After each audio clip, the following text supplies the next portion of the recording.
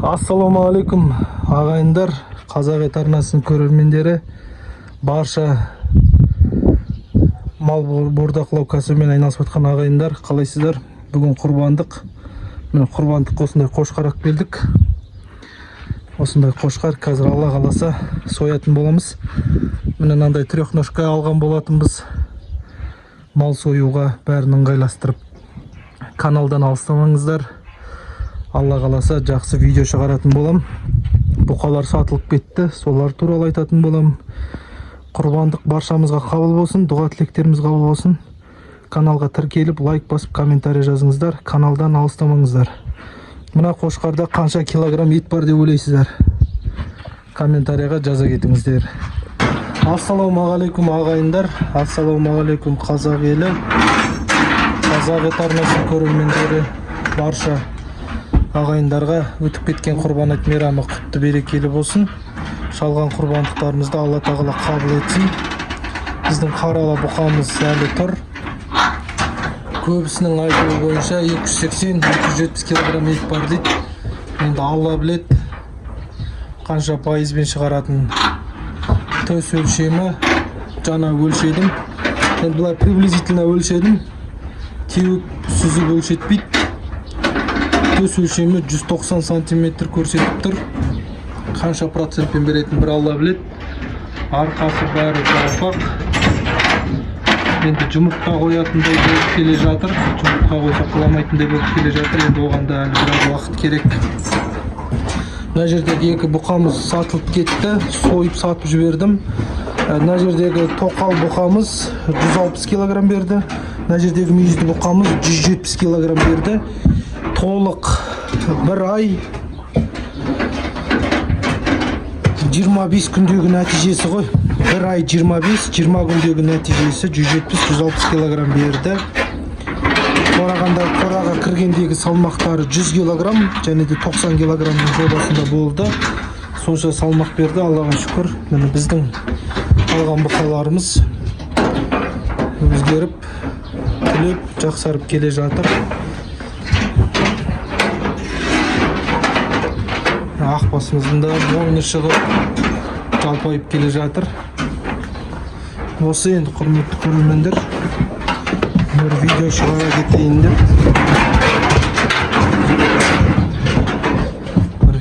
кетейін деп. Бұқалардың күйін бағалаймыздар.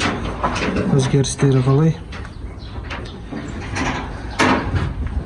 Енді ақбас бұқа деген бірден өзгереді екен, енді байқасаңыздар.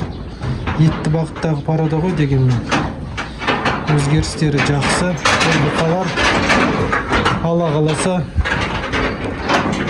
тұра береді. Бұл бұқаларға әлі асық жоқ, менде сатуға. Сондықтан жемнің бағасы қымбаттап кетті. Бірақ сонда да жем ала беретін боламыз. Шама келгенше. Бұл бұқалардың салмақтарын көбейтіп, күзді күні бірақ сатылады. Алла қаласа көреміз енді ол кезде қанша болатынын, салмақтарын қанша беретінін. Қазірдің өзінде 140 килограммдай салмақпен тұр. Бізде 140 килограмм, мынада 140 килограмм, ақбасымызда 140 килограмм. Енді тұра береді, бұл бұқаларға асығыс жоқ. Міне мынада сосын ақта салмақтары аз, сосын қараның салмағы аз болу керек. Енді етті бағыттағы порода болғаннан кейін ақбас және сементал шатыс породаларымыз ет жинап, өзгерістері жақсы жаман емес өзгере береді. Міне бұқаны осындай артық саны, негізі артық саны шынында да толмаған бұның. Артық саны мына тұстары толып жалпаю керек. Артық саны толмай келе жатыр. Енді бұл реніш жоқ шығар. 2 ай болды ғой тұрғаны. Ровно 2 ай болды. 2 ай толық жемге тұрып 2 ай болды. Ровно 60 күн болды. 60 күндегі нәтижесі. Енді 60 күнде бұндай нәтиже алу деген тоже оңай нәрсе емес. 60 күнде кіргізіп бұқаны салмақпен шығарып жіберу тоже оңай нәрсе емес. Сондықтан салмағы аз болып кетсе де реніш жоқ. Енді менің өзімнің жеке ойым, жеке пікірім, Бұл бұқада қазіргіге салмақ, мойны передок бәрі бар, жақсы, мойны жалпақ. Санда енді жаман емес, бірақ қатты толған жоқ. Бір қуантарлық, бұл бұқада бойы бар, бойшаң бұқа, және ұзын. Бойшаң және ұзын бұқалар процентпен шыққан кезде толық 3 жасқа кек қалды ғой. Процентпен 40% немесе 45%пен ет беру керек, Алла қаласа. Ет беру керек. Мойны жоқ деп айтып жатқан азаматтарға мойны бар, мойны мощный. Жаман емес, енді соя көреміз, Алла қаласа. Енді негізі 1-2 күнде сойылу керек болған, оған босамай қалып тұр. Енді Алла нәсіп етсе, бір аптаның ішінде сойылу керек, енді Алла қаласа. Бір аптаның ішінде сойылу керек. Нақты салмағын айта кетіңіздер. Мойын деген енді мощный. Көрдіңіздер ме? Мойын деген мощный. Бұл жерде ең маңызды мәселе артқы сан мен белдеменің тұсы жалпайып, іші белдеменің іші етке толады. Сол кезде бұқа нағыз салмаққа жұмыс істейді ғой. Қазір енді белдемесі бәрі толып келе жатыр, міне жалпайып келе жатыр, жұмыртқа қоятындай. Алла қаласа. Енді бірінші видео бар менде. Микки Маус және оның командасы деген ба? Хондаларды әкелдім деген видео бар менде каналымда. Сол видеодан нақты көрсеңіздер болады. Сол бірінші күні нақты жемге тұрған, одан кейін барып 2 күннен кейін ба 3 күннен кейін жемді бірақ жеді. Сонымен есептеп отырмын, толық 60 күн. Толық 60 күндегі міне нәтижесі осындай болып тұр. Енді көзге кішіректеу болу, видеоға кішіректеу болуы мүмкін, бірақ енді көзге өзімнің көзіме үлкен жақсы нәтиже деп есептеймін. 60 күндегі, енді 60 күн тұрса, толық енді 2 ай тұрса, бұл бұқамыз Алла қаласа таза 380-400 килограммның жобасында ет жинау керек. Өйткені үлкен бұқа салмақты тез жинайды, жемді жеу арқасында. Енді Алла қаласа, енді 2 ай тұрмайды ау енді. Бір аптаның көлемінде сойылатын шығар бұл бұқа. 2900 теңгеден заказ түсіп тұр негізі. Оған әлі союға қол тимей жатыр. Міне мына жердегі 2 бұқамызда мүйізді бұқамыз 170, арғы бұқамыз 160 килограмм берді. Сорғуымен және де майды, анау-мынауды кесуімен таза ровно 932 мың теңге ақша шығарды. Ветеринарлық қағазға справкасына бәріне ұстау келіп, таза 932 мың теңге ақша шығарды. Бұл бұқаларды мен мүйізді бұқаны 230 мың теңгеге алған болатынмын. Ақбас бұқаны 250 немесе 200 мың деп есептеуге болады енді. Өйткені қара бұқа екеуін бірге алдым.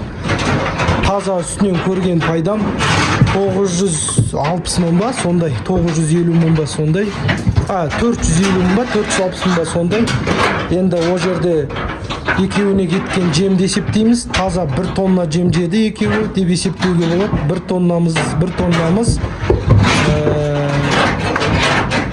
тоннамыз енді 90 теңгемен есептеңіздер. 90 теңге 1 тонна жем жеді.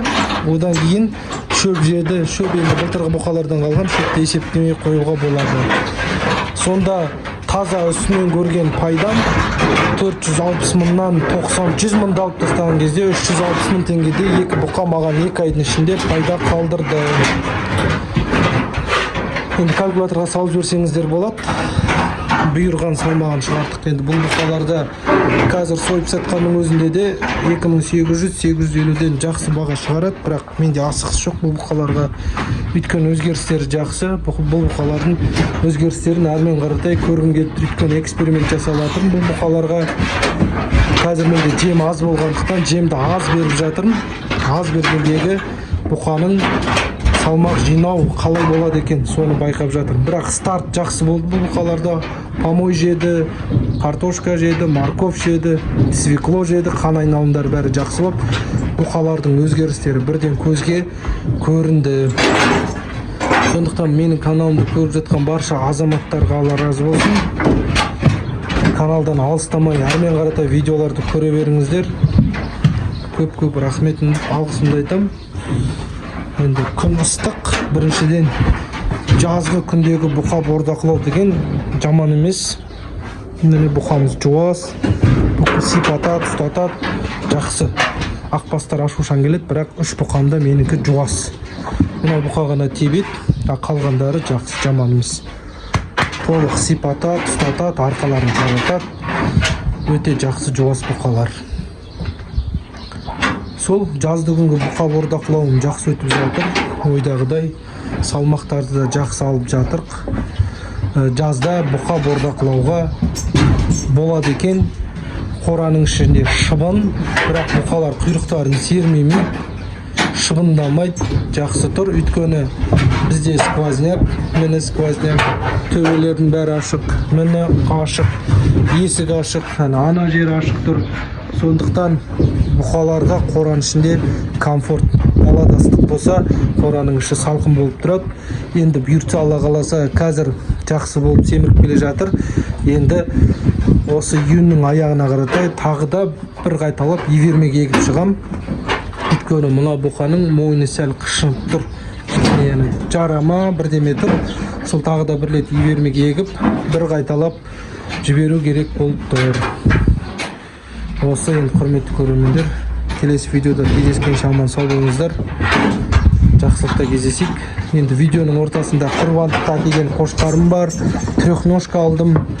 Мал союға, соны көрсетем. Соны видеоның ортасында салып жіберем. Бағалай кетіңіздер. Каналдан алыстамаңыздар. Аман сау болыңыздар.